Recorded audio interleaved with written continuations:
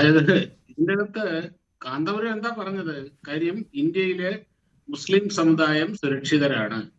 അവരുടെ ആ religious activities പിന്തുടരുന്നതിലോ പള്ളികളോ അങ്ങനെയുള്ള കാര്യങ്ങൾ നടത്തുന്നതിലോ ഈ രാജ്യത്ത് ഒരു തടസ്സവുമില്ല. അദ്ദേഹം പറഞ്ഞതൊരു യാഥാർത്ഥ്യമാണ്.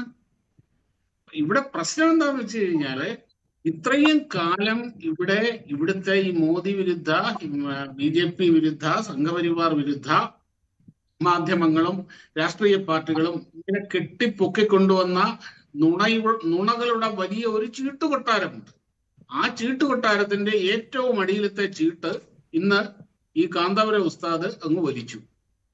അപ്പോഴുണ്ടായ കോലാഹലവും അങ്കലാപ്പും എന്ത് പറയണമെന്നറിയാൻ വയ്യാത്ത ഒരവസ്ഥയിൽ ഇവിടുത്തെ രാഷ്ട്രീയ പാർട്ടികൾ മാറി.